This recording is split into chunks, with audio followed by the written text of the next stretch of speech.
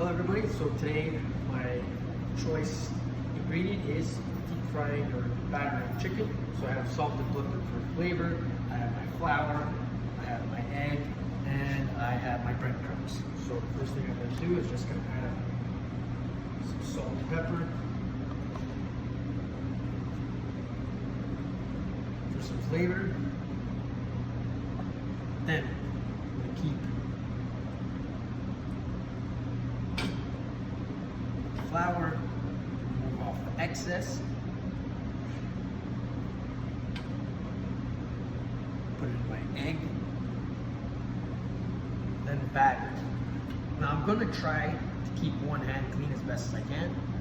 As you can see, I've gotten some on my fingers, and I'm going to continue doing that. A little bit more salt, flour, egg,